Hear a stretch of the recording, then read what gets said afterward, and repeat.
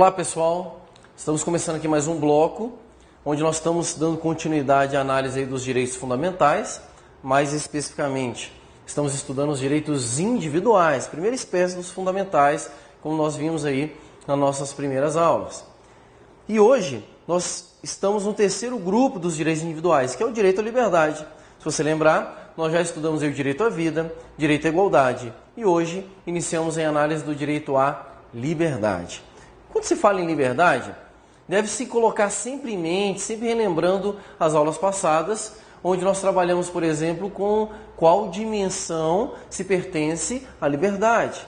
Essa perguntinha já foi cobrada em prova, né? Você lembra? Que dimensão de direitos fundamentais pertence o direito à liberdade?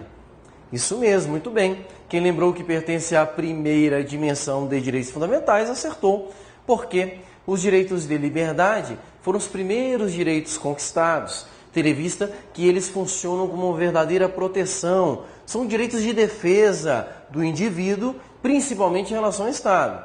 Lógico que, como nós estudamos, ele não funciona só em relação ao Estado, mas também pode lhe proteger nas relações entre particulares.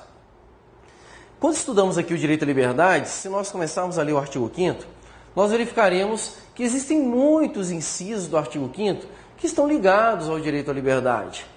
Nós não vamos analisar todos, vamos nos restringir àqueles incisos mais cobrados em prova, aqueles incisos que podem ter alguma interpretação na doutrina aí, ou quem sabe na jurisprudência. E é isso que nós fazemos a partir de agora. Então, convido você a abrir a sua Constituição Federal, no artigo 5º, onde nós iniciaremos aí essa exploração do direito à liberdade dentro do artigo 5º. E o primeiro inciso que nós vamos ler é o inciso 2º. Isso mesmo. Então você pode abrir aí a sua Constituição no inciso 2º, onde nós analisaremos agora aquilo que é chamado pela doutrina de liberdade de ação. Exatamente. Aqui nós vamos ter uma primeira acepção do direito à liberdade, mais conhecida aí como liberdade de ação. Vamos à leitura então do inciso 2º. Ninguém será obrigado a fazer ou deixar de fazer alguma coisa, senão em virtude de lei. Esse inciso já foi cobrado em prova tanto na sua literalidade, né, onde eles vão mexer ali com as palavras, tipo tiro não, ou então tiro ninguém, né? Ao invés de colocar ninguém será obrigado a fazer ou deixar de fazer, colocar todos serão obrigados a fazer ou deixar de fazer. Então tem que ter muito cuidado com questões de prova que trabalham só com a modificação de palavras, de letras. Nós veremos aí que algumas palavras, se você trocar a letra, ela transforma-se completamente e se transforma numa questão de prova. Então minha primeira observação sobre inciso seria isso aí. Segunda observação, esta já de cunho doutrinário, diz respeito a uma segunda percepção que este inciso traz. Na verdade, este inciso, que é nominado de liberdade de ação, ele também apresenta uma concepção diferenciada, que é o chamado princípio da legalidade. Então, este inciso, ao mesmo tempo em que ele expressa a chamada liberdade de ação, ele também nos apresenta um princípio da legalidade. Por quê? Porque este inciso ele determina que é a lei que pode deixar, é a lei que pode obrigar, é a lei que vai determinar os caminhos. Só que aqui a doutrina afirma que existem duas mensagens distintas para dois interlocutores diferentes, né? Então, se nós analisarmos, esta legalidade, ela possui um primeiro destinatário que seriam os particulares, e um segundo destinatário, que seriam os agentes públicos. Daniel, como assim? Eu não entendi. Muito simples. Nós acabamos de ler o inciso e percebemos que a liberdade de ação permite que você faça ou deixe de fazer alguma coisa, né, conforme as determinações legais. E é neste ponto que a mensagem para os particulares vai ter uma peculiaridade diferente das dos agentes públicos. Então você pode anotar no seu caderno aí. Para os particulares, esta liberdade ou esta legalidade de ação significa poder fazer tudo o que não for proibido. Então, para os particulares, eles podem fazer tudo o que não é proibido. Isso significa cumprir a legalidade, isso significa liberdade de ação. Particular, ele tem a liberdade de fazer tudo que não é proibido. Ora, eu quero tomar uma decisão, eu quero fazer alguma coisa, é proibido? Não posso fazer. Ah, mas não está previsto em lei. Não importa. O que importa para o particular é simplesmente saber se é proibido ou não. Se é proibido, não pode. Se não for proibido, você pode fazer, você é livre. Tranquilo? Já para o agente público, e aí vocês daqui a uns dias serão agentes públicos, vocês entenderão como é que isso funciona melhor na prática. Para o agente público a mensagem é a seguinte: ei, agente público, você só pode fazer o que a lei manda ou o que a lei permite. Exatamente.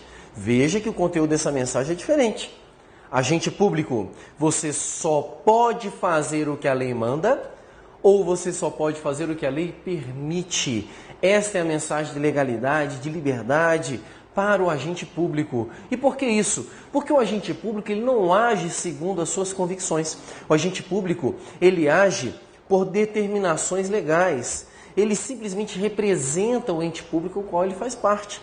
Ele não tem autonomia de vontade, ele executa a vontade do Estado. É por isso que o agente público ele está adstrito em sua conduta ao que a lei determina, né? Ou ainda ao que a lei permite. Aqui, você aproveita essa compreensão para trazer dois conceitos que serão estudados com vocês em direito administrativo, né? Que é o conceito de, no caso do poder vinculado, né, que está adstrito literalmente à legalidade, ou seja, só pode cumprir aquilo que a lei manda, e também do chamado poder discricionário ou da discricionariedade, que permite ao agente público uma certa liberdade, mas dentro dos limites legais, ou seja, ele cumpre o que a lei permite que ele faça. Então são dois conceitos interessantes vinculados a esta interpretação. A título de exemplo, no que tange ao agente público, muito tranquilo aqui, só para você compreender como é que isso aqui influencia a sua vida. Olha só. Imagina, você pode pegar o seu carro, né? Entrar no seu carro, ligar ele e ir no supermercado fazer compra? Mas fala, Daniel, lógico, eu posso, é meu carro. Exatamente. Você como particular, você pode fazer tudo o que não é proibido. Você pega o seu carro, vai no mercado e faz compra. Tranquilo? Perfeito. Agora, imaginemos que você é um agente público e vamos supor que você trabalha aí no INSS, uma autarquia aí do governo federal. E o INSS possui alguns carros oficiais, algumas viaturas de uso de serviço. Eu pergunto, você poderia pegar um carro desse e ir no supermercado fazer compra? Ou então pegar um carro público e ir na escola buscar os seus filhos? Vocês entenderam a diferença? No segundo exemplo aqui, do carro público, você não tem autonomia de vontade em relação a esse carro. Aí você tem que perguntar, primeiro, o que a lei manda que eu faça com esse veículo? Opa! Eu tenho que executar o trabalho. Segundo, a lei permite que eu utilize este veículo para fins pessoais?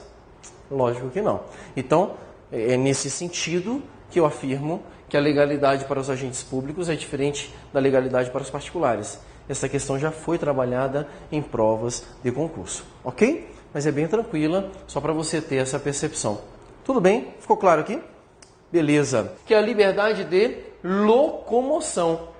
Ora, gente, liberdade de locomoção, sem nem dizer que é um dos direitos fundamentais aí, mais básicos, né, talvez assim, mais permanentes, mais atuantes na nossa vida. No nosso dia a dia, nós sentimos na prática o que é ter essa liberdade de locomoção. Ok? Então, eu convido vocês para que nós possamos ler aí o inciso 15.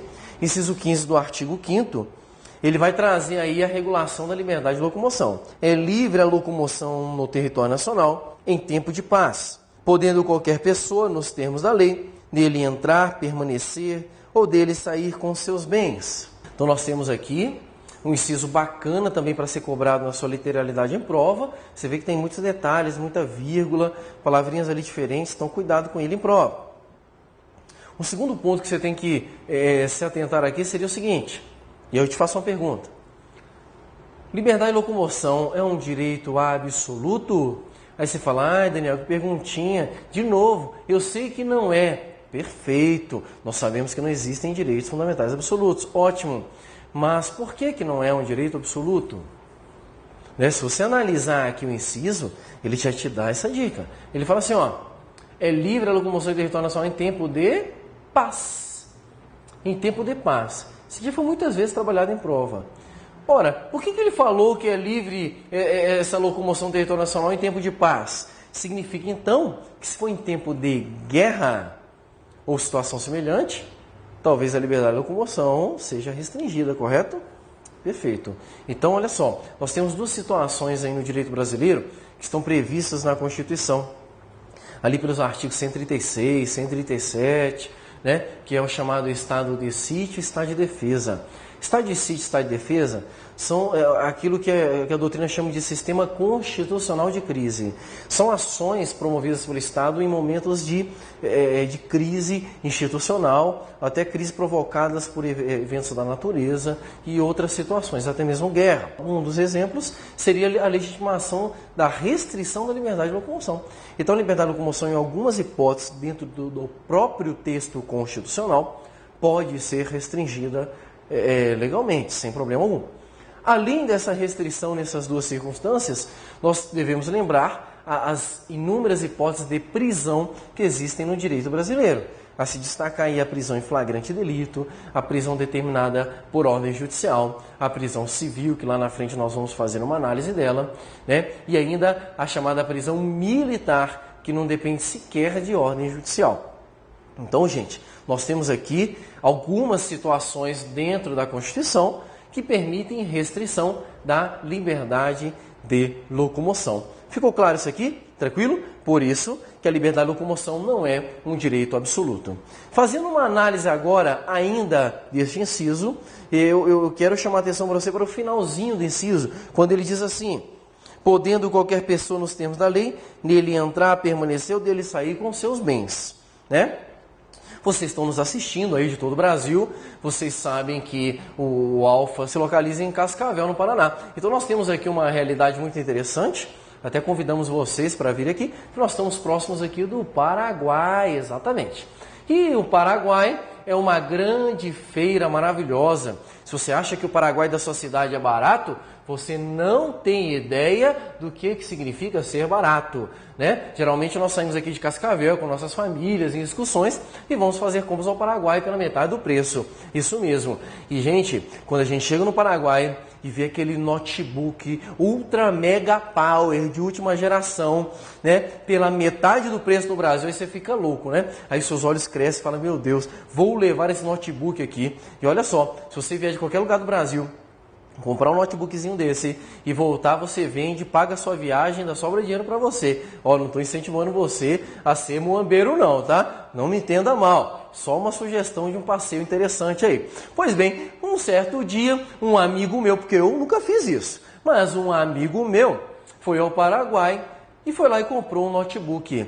E aí ele está vindo com seu notebook de R$2.000 no Paraguai, né? Gente, R$2.000 no Paraguai significa que ele seria 4 conto no Brasil, tá? Então ele está vindo, andando, passando pela ponte do Paraguai, quando de repente, parado vagabundo!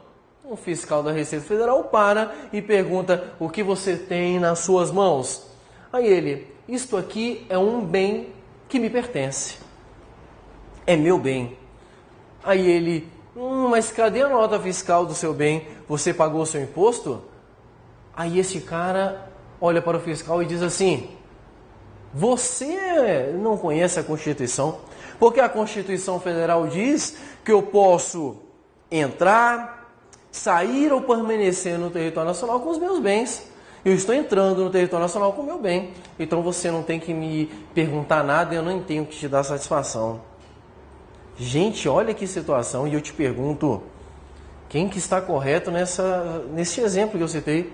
É o fiscal da Receita que está insistindo pelo pagamento do imposto, que no caso seria o imposto de importação, ou o brasileiro, que é meu amigo, mocorongo, que acha que sabe tudo da Constituição, leu a Constituição uma vez e acha que sabe tudo, que está entrando no Brasil e acha que tem o direito de entrar com o seu bem, aquele notebook é seu bem, que ele pode entrar sem prestar contas a ninguém. Quem você acha que está sendo a situação?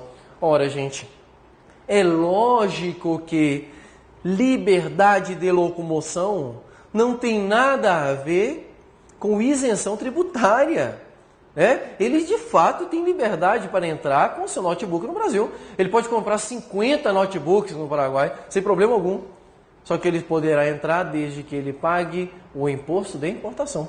Entendemos aqui? Então nós não podemos confundir liberdade de locomoção com isenção tributária. Elas não vêm casadinhas não, tá? Você pode ir e vir, mas você tem que observar alguns preceitos legais. E aí outro exemplo nós poderíamos citar, né? Seria o caso, por exemplo, de você entrar em outro país. Você pode sair do Brasil. Beleza, mas alguns países existem visto para que você exigem, né? Visto para que você possa entrar neles. Então você tem que cumprir essa regulamentação, ainda que a nossa Constituição permita que você entre ou saia ou permaneça em território nacional. Ficou claro isso aqui? Então não confunda esses detalhes aí da liberdade de locomoção. Beleza? Só para você anotar aí no seu material aí, que ferramenta a Constituição destinou para que nós possamos proteger a liberdade de locomoção, né? Então, escreva, anote, você que nunca ouviu falar, é o chamado habeas corpus, né? Já anota aqui no quadro para você.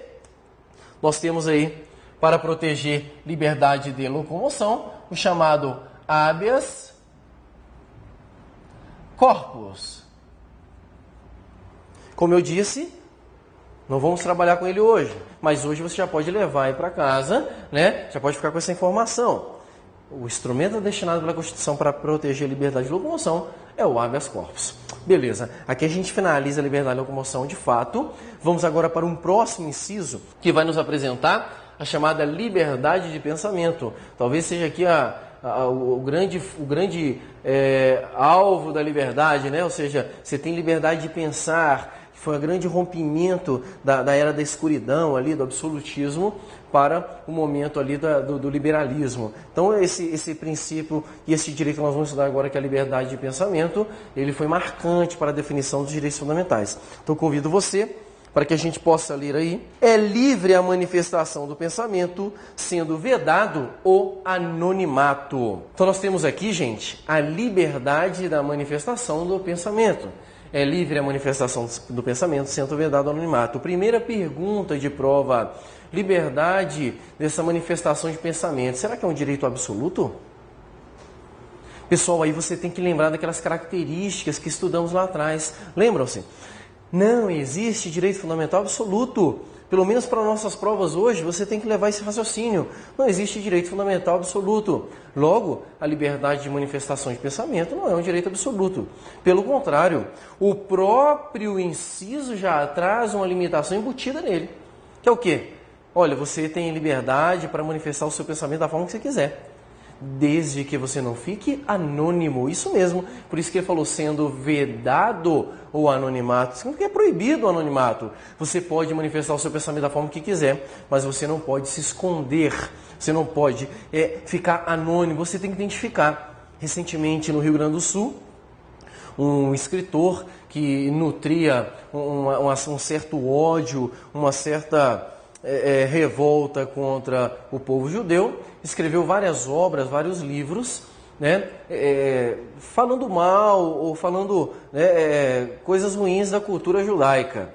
Beleza, ele escreveu esse livro, começou a vender esse livro, mas ele não se identificou.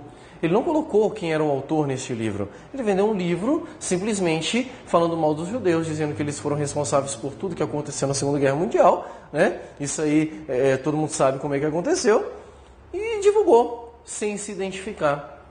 Naturalmente, algumas associações do povo judeu do Brasil entraram com ações judiciais para tentar bloquear a venda desse livro. E que de fato ocorreu, né? Essa ação chegou até o Supremo Tribunal Federal. E algumas coisas foram tomadas, algumas medidas foram tomadas, como por exemplo, esse livro teve que ser destruído, né, e foi proibida a sua venda. Aí houve uma questão interessante: como é que se identifica o autor? Né, porque isso aqui vai gerar um direito de indenização, danos morais, materiais, para quem se sentiu ofendido. Poxa, não tinha o nome do autor, então eles foram onde? Na gráfica que imprimiu, chegou: ei, gráfica, parabéns, vocês vão ser condenados, né, por crime de racismo, e vocês também vão responder processos civis de indenização de danos morais. Ok? Aí a gráfica: não fui eu, não foi ele. Logo apontou que foi responsável por escrever o livro, e ele teve que se justificar na justiça pela a forma como ele exportou. Então aqui onde nós temos um caso concreto exemplificando este inciso. O objetivo desse inciso aqui, quando vem do anonimato, é exatamente te dar uma garantia constitucional da liberdade de manifestação do pensamento. Ou seja, você pode manifestar, todas as pessoas podem manifestar o pensamento, mas se porventura você ofender alguém, você tem que estar com a cara ali, né, para que a pessoa possa ir lá e tentar reaver esse dano que sofreu através de uma ação de responsabilização por danos morais ou até materiais, tá? Então nós temos aqui uma questão interessante. Eu te chamo a atenção também para o detalhe do próprio inciso. Esse inciso aqui ele já caiu em várias provas de várias bancas de concurso. E geralmente eles vão brincar com o quê? Sendo vedado o anonimato. Então muito comum você encontrar em prova, ao invés de sendo vedado, sendo permitido o anonimato. Muito cuidado. É aquele tipo de questão que só acerta quem tem leitura do texto constitucional. Olha, não se estuda direito constitucional sem ler a Constituição. Então, volto aqui a orientar você nesse sentido. Esse é um tipo de inciso que a leitura do texto constitucional constante, ele te ajuda a perceber o erro na hora da prova, ok? Existem várias bancas de concurso no Brasil que só trabalham com um tipo de pergunta assim. Pega o texto constitucional, tira uma palavra, coloca outra, muda uma ali, outra aqui, né, para tentar enganar o aluno. Então, você lendo a Constituição, você vai estar se preparando para esse tipo de concurso. Liberdade de consciência e crença religiosa. Na verdade, nós vamos ter aqui 3 incisos dentro do artigo 5º que vão fazer alusão à liberdade de crença e consciência religiosa. Então, convido vocês aí a ler os incisos 6º, 7º e 8º, né? São 3 incisos ligados a isto aí, ok? Então, vamos, primeiramente, antes de analisar o inciso 6º, fazer uma pergunta para você. Qual a religião oficial do Brasil? Eu falei, Daniel, mas o que tem a ver? Tem tudo a ver. Eu quero que você responda. Qual a religião oficial do Brasil? E não adianta depois que eu falar a resposta, você dizer que sabia não, porque o seu cachorro está te olhando. Ele sabe o que você falou. Qual a religião oficial do Brasil? Pessoal, eu sei que alguns podem ter respondido assim, é católica. Né? Outros mais fervorosos, não, é protestante. Né? Gente, o Brasil não possui religião oficial. Essa é a primeira informação que eu te dou, já cobrada em prova. O Brasil não possui religião oficial porque a relação do Estado brasileiro com a religião é uma relação de separação. Isso mesmo. Então, no Brasil, não vigora nenhuma relação de união ou fusão de religião com o Estado. Aqui, nós temos uma relação de separação. A esta relação, nós damos um nome na doutrina muito interessante, você já deve ter ouvido falar e que já caiu em prova. Nós dizemos que o Estado brasileiro é um Estado laico. Isso mesmo. Quando dizemos que o Estado brasileiro é um Estado laico, significa dizer que ele não possui religião oficial. E se ele não possui religião oficial, né, nós não podemos invocar religiões, padrões. Significa que no Brasil nós temos liberdade de escolha religiosa. É por isso que o inciso 6º traz esta garantia. Acompanhe a leitura, por gentileza. É inviolável a liberdade de consciência e de crença, assegurado o livre exercício dos cultos religiosos, é garantida na forma da lei a proteção aos locais de culto e às suas liturgias.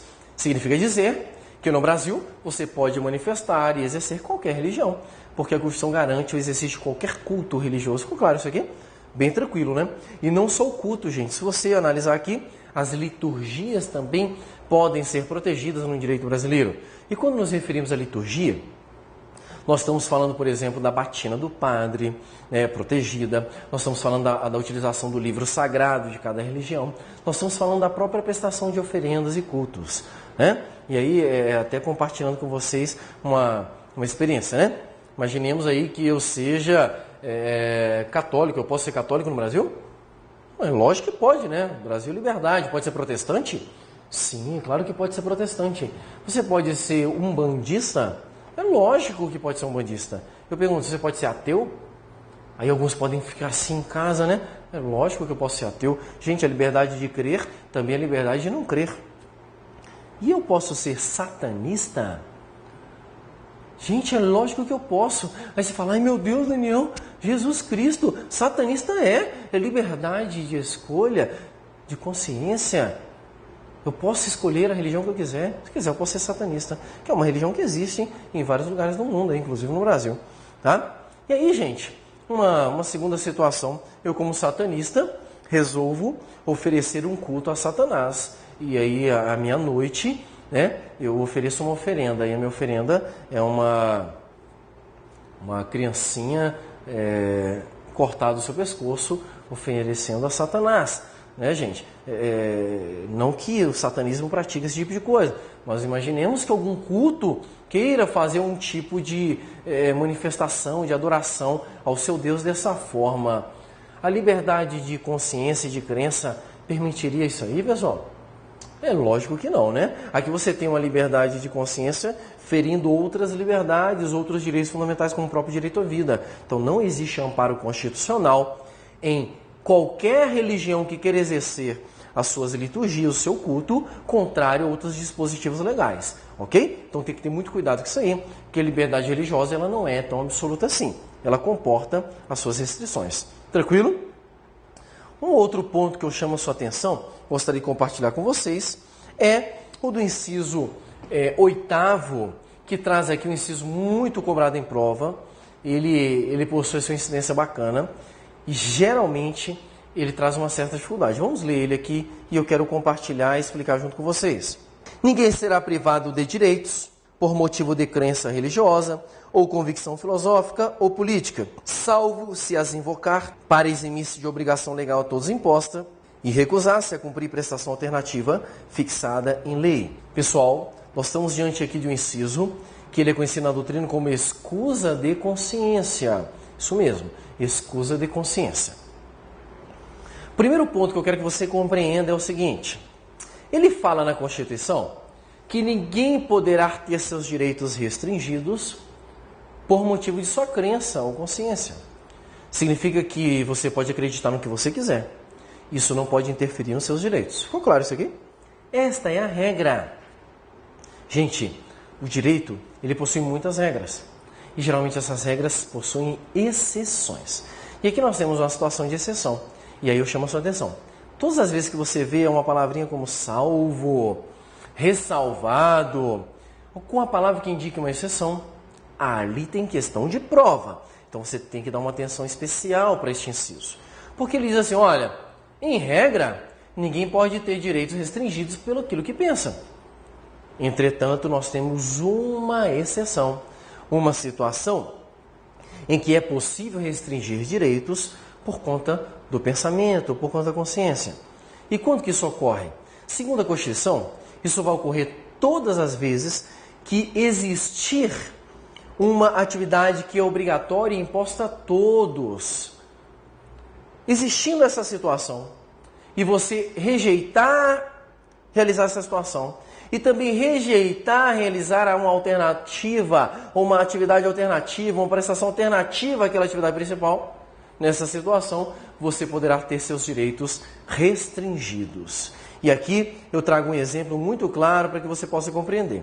Imaginemos aí, a título de exemplo, o serviço militar obrigatório. Isso mesmo. Serviço militar obrigatório, ele é uma atividade imposta a todos os homens. Ela é obrigatória a todos os homens. Completou 18 anos, você tem que servir o serviço militar obrigatório. Beleza. Aí chega lá o malucão lá, né? Dreadlock, cabelão, calçona lá, aquelas bermudas, né? Parecendo a cueca. Chega lá, entrando para se alistar. Aí ele vê um coronel bigodudo, todo estrelado, com postura. E ele chega, e aí, coronel, beleza? Uhul! Fala aí, estrelado. Já fala com o outro lá, o coronel já se enfurece. Falei, maluco, sentido, levanta, senta, rola. Tá maluco? Tá achando que você quer o quê? A casa da sua mãe? E já alopra logo, cara. Fala assim, bora, entra na fila ali pra você se alistar. Aí o cara chega lá e fala, aí, coronel, a parada é o seguinte. Deixa eu dar a real pro senhor aí. A real é que eu não quero servir essa parada de exército, não. Coronel, você tá maluco? Isso é obrigatório? Aí eu falo assim, não, mas é porque a Constituição diz que eu não sou obrigado. Por que eu não sou obrigado? Porque isso ofende minha consciência. Eu sou pacifista e eu não quero me preparar para a guerra. Isso é contrário à minha consciência aí. Entendeu a real aí, coronel? Eu pergunto para vocês, ele é obrigado a servir, gente? É lógico que não é. Ele não é obrigado. Por quê? Porque ele tem liberdade de pensamento. E essa liberdade de pensamento não pode criar restrição de direito. Aí você pergunta, mas Daniel, existe aqui uma atividade obrigatória, realmente. Se existe uma atividade que é obrigatória e que é imposta a todos, deve ser a ele oferecido uma prestação alternativa a esta situação obrigatória. Então, se ele não quer servir o serviço militar obrigatório, ele tem direito constitucional de exercer uma atividade e uma prestação alternativa. Então o coronel, já que ele é pacifista, oferece para ele então uma atividade bem pacifista. Falou assim, então tá, já que o senhor não quer servir o exército, porque não quer ir para a guerra e o senhor é pacifista, então o senhor vai cuidar dos doentes durante o mesmo período do serviço militar obrigatório.